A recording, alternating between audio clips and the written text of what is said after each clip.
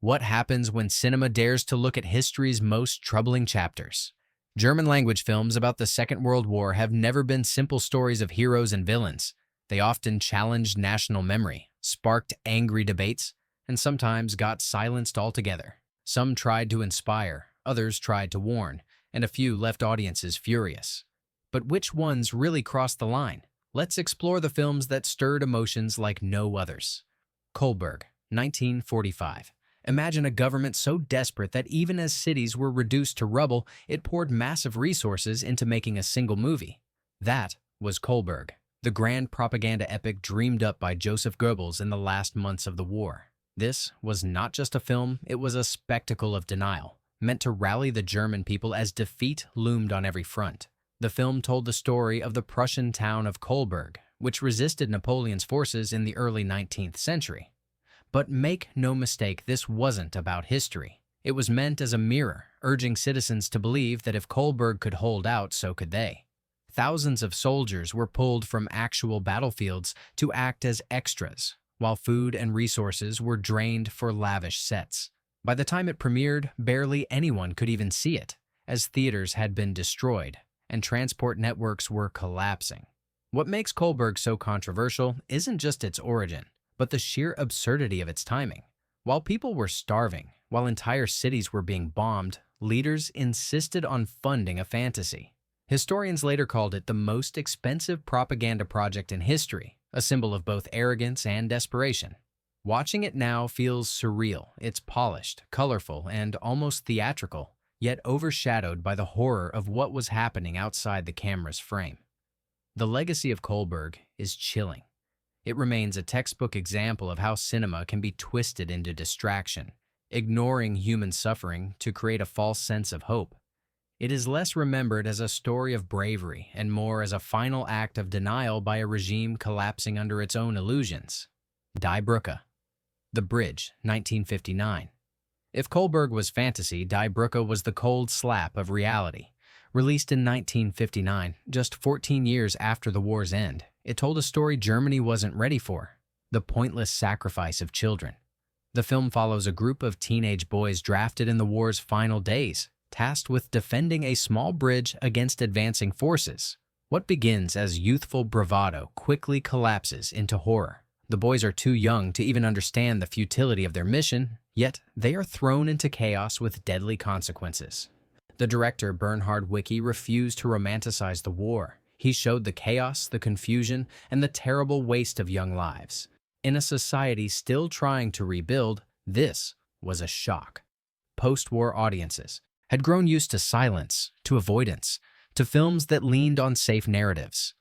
Die Brücke broke that silence with raw honesty.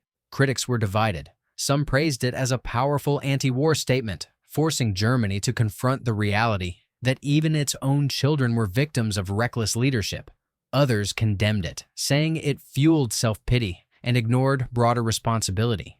But that was precisely why it stirred debate. It was impossible to watch and remain neutral. Visually, the film was stark and grounded, with a documentary-like feel that made the final scenes almost unbearable. These were not fictional supermen. They were classmates, sons, and brothers caught in a storm they never chose. By stripping away myth and heroism, Die Brücke became a landmark of German cinema, daring to speak when others stayed quiet. In the end, the film's message was clear. War devours the young first, and there is nothing glorious about it. Its controversy was its power. It pushed a nation to face truths it wanted to bury, and for that reason alone, it remains unforgettable. Hunde, wollt ihr ewig leben? Dogs, do you want to live forever? 1959. If Die Brücke showed the end through the eyes of children, dogs, do you want to live forever? Took audiences straight into one of the darkest battles of the war, Stalingrad. Released in 1959, it tackled a subject that still burned in living memory: the crushing defeat of the German army on the Eastern Front. The title itself comes from a famous battle cry, and the film wastes no time dropping viewers into the cold mud and desperation of Stalingrad. Director Frank Wisbar wanted to create a gritty, unflinching portrayal of what soldiers endured. The characters were ordinary men, not superhuman warriors. They faced hunger, frostbite, and exhaustion just as much as enemy fire. And that realism hit a nerve. For many Germans, the film reopened wounds they weren't sure they wanted to revisit. Stalingrad was not just a loss, it was a catastrophe that symbolized the futility of the entire conflict. Some critics argued the film risked portraying the soldiers too sympathetically, focusing on their suffering while leaving out the bigger picture of responsibility. Others defended it, saying it finally gave voice to the thousands who perished in a frozen grave. Audiences left theaters shaken. The film's raw honesty, its refusal to sugarcoat, made it unforgettable. At the same time, its controversy came from the tightrope it walked. Was it honoring human endurance or excusing the cause those soldiers fought for? The fact that people are still asking that question today proves its power. What remains clear is this dog's "Do you want to live forever?" helped redefine German war cinema. It proved you could show pain without glory, endurance without triumph, and humanity without easy answers. Der Untergang, Downfall, 2004. Few films sparked worldwide debate quite like Downfall. When Bruno Ganz stepped into the role of Adolf Hitler in 2004, audiences weren't sure what to expect. What they got was a performance so startlingly real, it unsettled viewers everywhere. This was not the screaming caricature so often seen in pop culture. This was a frail, paranoid man unraveling in his final days inside the bunker. That choice divided critics. Some praised the film for showing the collapse of power, for stripping away the myth of invincibility and revealing the banality of evil. Others accused it of humanizing a figure who deserved no empathy. The controversy grew even louder when clips of the infamous rant scene became internet memes, sparking laughter over something rooted in real tragedy. Director Oliver Hirschbiegel defended the approach, saying the goal was not sympathy, but accuracy. By showing Hitler's breakdown, the film forced viewers to confront how ordinary he appeared in those final moments. And maybe that was the most disturbing revelation of all. The sets were claustrophobic, the performances raw, and the tension unbearable. Even those who criticized its angle admitted the film captured the suffocating atmosphere of the bunker like no other. It was history turned into psychological drama, and it refused to offer comfort. Downfall remains one of the most controversial German-language films ever made. It asked an uncomfortable question. Is showing the human side of a dictator a step toward understanding history or a dangerous path toward softening it? The answer depends on who you ask, and that's why people still debate it today. Stalingrad, 1993. If Dogs, Do You Want to Live Forever? Showed the early attempt to grapple with Stalingrad. Joseph Vilsmeyer's Stalingrad in 1993 took it to another level. This was not a story of soldiers as brave martyrs. This was a plunge into hopelessness, hunger, and moral collapse. Shot with unflinching realism, the film followed a group of German soldiers as they marched from North Africa to the Russian front, only to be swallowed by the icy hell of Stalingrad. There were no sweeping victories, no patriotic speeches, just mud, cold, and the slow unraveling of humanity. By the end, survival itself seemed impossible, and the characters' fates left audiences numb. The controversy came from the way it framed the soldiers. Some argued that by focusing so heavily on their suffering, it risked turning perpetrators into victims. Others said that was the point, showing the war machine grinding even its own to dust. The brutality was hard to watch, with scenes of frostbite, starvation, and sheer despair, leaving some viewers shaken. In Germany, debates flared about whether the film offered insight or fostered misplaced pity. Internationally, however, critics praised it as a raw anti-war statement, one of the most uncompromising depictions of the Eastern Front ever filmed. Unlike earlier war dramas, Stalingrad gave no one a way out. There were no heroes, no redemption, no noble sacrifices, just the devastating truth that war consumes everyone it touches. That was its controversy, and that was its legacy. A film that forced viewers to sit with the discomfort of loss and futility, refusing to let them escape with easy lessons. Hitlerjunge Quex, Hitler Youth Quex, 1933. When it comes to controversial cinema, Hitlerjunge Quex stands out as one of the earliest and most unsettling propaganda films. Released in 1933, just months after the regime came to power, it targeted the youth directly, aiming to shape loyalty through story. The film tells of Heini Filker, a working-class boy torn between his communist family and the allure of the Hitler Youth. Eventually, he dies in service, transformed into a martyr figure. What makes it disturbing isn't just the message, but how it was packaged. Instead of harsh lectures, the film used stirring songs, a sympathetic protagonist, and dramatic flair to pull young audiences in emotionally. It didn't scream its agenda. It wrapped it in sentiment. Schools and youth groups organized screenings, and music from the film quickly became rallying anthems. Within months, Hitlerjunge Quex was more than a movie. It was cultural conditioning. It proved how powerful film could be in reaching hearts and shaping identity. After the war, the film was banned, locked away in archives, and resurfaced only for academic purposes. Even then, debates raged. Should such works ever be shown, even in classrooms? Or do they carry a risk of reviving what they once spread? Today, Hitlerjunge Quex is remembered not for artistry, but as evidence of how cinema can be used as persuasion. It's a reminder that the most dangerous films are not always the ones filled with aggression. They're the ones that convince you with melody, warmth, and emotion. Unsere Mütter, unsere Väter, Generation War, 2013. When the miniseries, Unsere Mütter, unsere Väter hit German television in 2013, it wasn't just entertainment, it was an earthquake. Marketed internationally as Generation War, the three-part series followed 5 young friends as their lives were torn apart during the Second World War. It was glossy, cinematic, and emotionally gripping, but the fallout was fierce. The storylines were personal. One character drafted to the Eastern Front, another joining the Wehrmacht, a third caught in love and betrayal. For German audiences, it was shocking to see the war presented through such intimate, soap-like drama. It pulled the viewer into the experiences of ordinary young Germans, portraying them not as faceless participants in history, but as relatable people trapped in impossible circumstances. And that was where the controversy exploded. Critics abroad accused the series of downplaying responsibility. By focusing so heavily on the pain and struggles of these young characters, some argued it painted Germans too much as victims. In Poland, outrage erupted over scenes that depicted Polish resistance fighters as deeply hostile toward Jewish characters. Politicians and historians blasted it as offensive and historically misleading.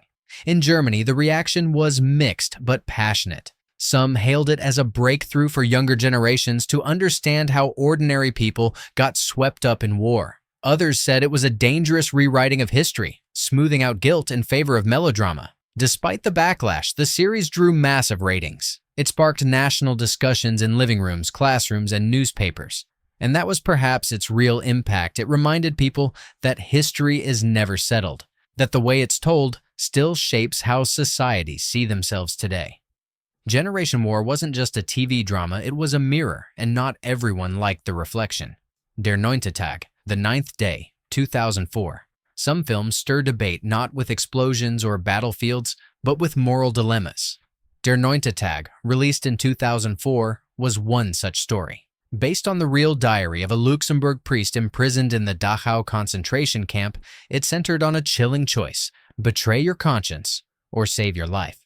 The film follows Father Henri Kremer, who is unexpectedly granted a 9-day release from Dachau. But there's a catch. He is approached by an SS officer who demands he persuade the Catholic Church to support the regime. If he agrees, he can live in freedom. If he refuses, he must return to the camp, where death waits. What made the film controversial was not its depiction of brutality, but its focus on inner struggle. Audiences were confronted with questions. What would you do in his place? Does survival excuse compromise? And what role did religious institutions play in those years of terror? For some, this was too sensitive. Critics argued it risked blurring the lines between victim and collaborator, or unfairly judging the church without considering the full context. Director Volker Schlöndorff leaned into the tension, crafting scenes heavy with silence, glances, and whispered pressure. Ulrich Mathis, playing the SS officer, delivered a performance that was calm yet menacing, making the psychological duel even sharper. For many viewers, the discomfort was the point. The film wasn't about easy answers. It was about the haunting weight of impossible choices. That was exactly why some praised it as courageous, while others found it unsettling. In the end, The Ninth Day forced audiences to reflect not only on history, but on their own values. And maybe that's why it continues to spark debate. It asks questions most people would rather leave unasked. Hitler. Ein Film aus Deutschland. Hitler. A film from Germany, 1977. When Hans-Jürgen Zauberberg released Hitler, Ein Film aus Deutschland in 1977, audiences were stunned. At over 7 hours long, it wasn't a drama, a documentary, or anything easily recognizable. Instead, it was a surreal stage piece, blending puppetry, opera, theatrical sets, and monologues into a sprawling meditation on Hitler's shadow over German culture. This was no straightforward retelling of events. The film explored Hitler as an idea, a symbol, and a memory still haunting the national psyche. At times, he appeared as a puppet, at others, as a ghostly presence. It was ambitious, strange, and deeply unsettling. The reactions were explosive. Some critics hailed it as a groundbreaking masterpiece, daring to confront history through art rather than narrative. Others dismissed it as indulgent, confusing, and even dangerous, arguing it risked aestheticizing a figure who should never be given such treatment. In Germany, the debate became especially heated. Was this confronting guilt or dressing it up in spectacle? Internationally, reactions were just as divided. Festivals screened it, critics fought over it, and audiences either admired its audacity or walked out frustrated. The very fact that people couldn't agree on what it even was added to the controversy. Decades later, Hitler, Ein Film aus Deutschland, still defies categorization. It's not entertainment in the traditional sense. It's a work that challenges, provokes, and unsettles. Whether you see it as genius or reckless, one thing is certain. It refuses to let history be processed neatly, and that refusal is what makes it unforgettable. Aimée and Jaguar, 1999. Released in 1999, Aimée and Jaguar told a story rarely seen in German war films. The relationship between Lily Wurst, a Berlin housewife, and Felice Schragenheim, a Jewish woman living under a false identity. Based on true events, their love affair played out against the backdrop of bombed-out streets and constant danger. The film sparked immediate debate. Some praised it for giving voice to a hidden chapter of history, highlighting resilience and intimacy in a time when both were nearly impossible. Others criticized it for mixing romance with wartime tragedy, fearing it risked softening the broader context of cruelty and loss. Visually, the film combined moments of warmth with the shadows of war. Quiet exchanges between Lily and Felice carried as much weight as the looming threat of betrayal. Their relationship became both a safe haven and a daring act of defiance, showing that personal choices could hold extraordinary meaning. The controversy didn't stop audiences from noticing. It won awards internationally, including recognition at the Berlin International Film Festival. But the arguments continued. Was it brave for confronting a taboo subject, or did it risk stepping too far into sentimentality? What makes Aimée and Jaguar stand out is how it reframes wartime Berlin. Instead of soldiers and generals, it focused on private lives, on moments of humanity nearly erased by history. That is why, even decades later, it remains one of the most debated German-language war films. Napola, Elite für den Führer, Napola Before the Fall, 2004. What happens when ambition collides with ideology? That's the question at the heart of Napola Before the Fall, released in 2004. The film dives into the world of Nazi elite boarding schools, where young boys were trained to become the future leaders of the regime. On the surface, it looks like a coming-of-age story. Underneath, it's a chilling look at indoctrination. The story follows Friedrich, a working-class teenager who earns a scholarship to a prestigious Napola Academy. At first, the school feels like an incredible opportunity. Uniforms, discipline, athletics, and the promise of a brighter future. But as he rises through the ranks, Friedrich begins to see the cracks, the bullying, the cruelty, and the way individuality is crushed in the name of loyalty. His friendship with another boy, Albrecht, makes him question everything. The controversy came from how directly the film tackled the issue of grooming young people into blind obedience. Some viewers praised it as a brave exploration of how ordinary kids were pulled into the system. Others criticized it for making the students too sympathetic, worrying it blurred the line between victimhood and complicity. In Germany especially, debates flared about whether focusing on personal struggle distracted from broader responsibility. Visually, the film contrasted the polished order of the academy with the emotional collapse of its students. It showed how pride and privilege quickly turned into pressure and punishment. Napola. Before the Fall isn't remembered just as a school drama, it's remembered as a warning. It forced audiences to confront how easily ambition can be twisted into obedience, and how the promise of belonging can lead down a path with no way back. Europa Europa, 1990. Sometimes the most unbelievable stories are the ones that actually happened.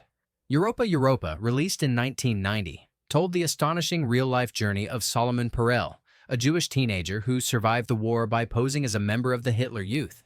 It was raw, daring, and unlike anything audiences had seen before, and that is exactly why it became so controversial. The film followed Solomon as he slipped through the cracks of history, hiding his identity while living right under the nose of those who wanted him destroyed. One day, he was captured by Soviet forces.